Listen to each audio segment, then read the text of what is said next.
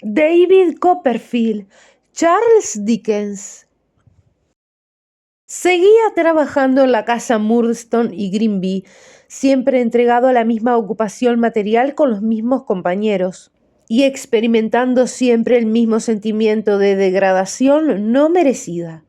Felizmente no trabé amistad, ni me detenía a hablar con ninguno de los niños o al vagar por las calles a la hora de la comida. Mi vida se deslizaba triste y solitaria, pero mis penas quedaban encerradas dentro de mí mismo.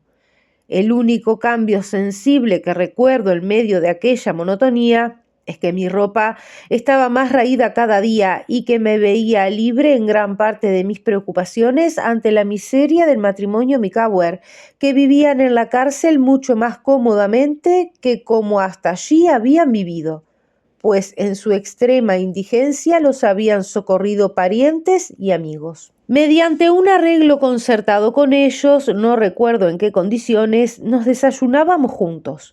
Tampoco puedo precisar a qué hora se abrían las puertas de la cárcel para permitirme la entrada.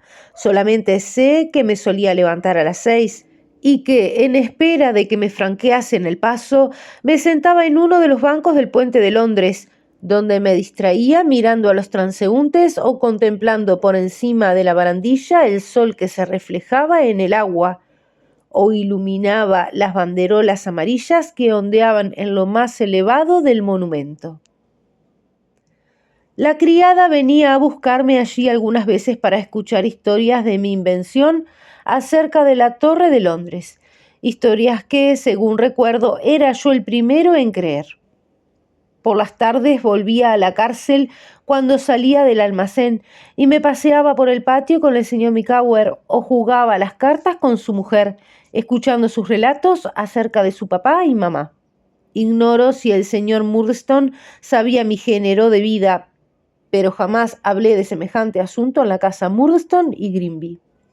Los negocios del señor Micawber seguían muy embrollados a pesar de la tregua, a causa de cierta acta de la que oía hablar con frecuencia, y que ahora supongo sería alguna transacción anterior con sus acreedores, aunque entonces entendía tan poco de lo que se trataba que no exagero si afirmo que para mí un acta legal y los pergaminos infernales o contratos pactados con el diablo, según dicen existían antiguamente en Alemania, eran una misma cosa.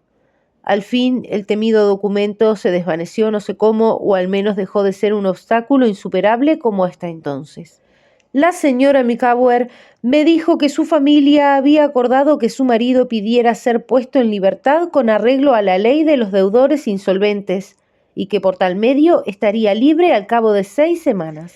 Y una vez libre, terció el señor Micawber allí presente, no me cabe ninguna duda de que podré, si Dios quiere, comenzar una vida nueva, y quién sabe si esta vez la suerte se declarará en mi favor.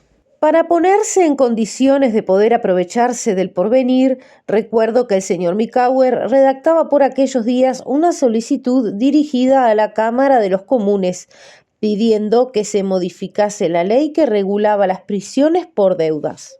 Había un club en la cárcel en el cual el señor Micawber, como hombre de gran erudición, ejercía influencia.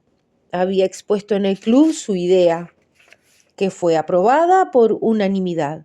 En consecuencia, el autor de la proposición, que estaba dotado de un excelente corazón y de una actividad infatigable cuando no se trataba de sus propios intereses, feliz por encargarse de una empresa que no podía reportarle ninguna utilidad, puso manos a la obra, redactó la petición, la copió en un enorme pliego de papel que extendió sobre la mesa, y hecho esto, convocó al club en pleno y a todos los habitantes de la cárcel para que acudieran a su cuarto a firmar el documento.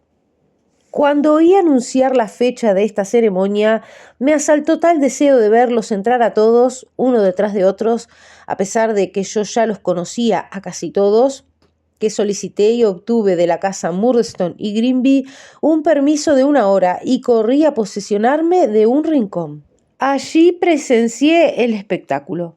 Los miembros más distinguidos del club, todos los cuales habían podido entrar en la reducida habitación sin llenarla por completo, estaban delante de la mesa con el señor Micawber, Mi antiguo amigo, el capitán Hopkins, que se había lavado la cara para celebrar tan fausto suceso, habíase instalado al lado de la solicitud para leerla a los que no conocieran su contenido. A la hora fijada se abrió la puerta y fue entrando el populacho uno a uno, esperando todos en la puerta, mientras el que estaba en turno firmaba la petición. El capitán iba preguntando a cada uno de los que se presentaban: ¿La ha leído usted? No solían responderle. ¿Desea usted oír su lectura? Si el infortunado hacía la menor señal de asentimiento, el capitán Hopkins se la leía íntegra con voz sonora y sin omitir una letra, y 20.000 veces la hubiese leído si 20.000 personas, una detrás de otra, la hubiesen querido escuchar. Recuerdo aún el énfasis con que se pronunciaba aquellas frases. Los representantes del pueblo reunidos en el Parlamento, los autores de la instancia, presentan humildemente a esa honorable Cámara los desdichados súbitos de su graciosa majestad.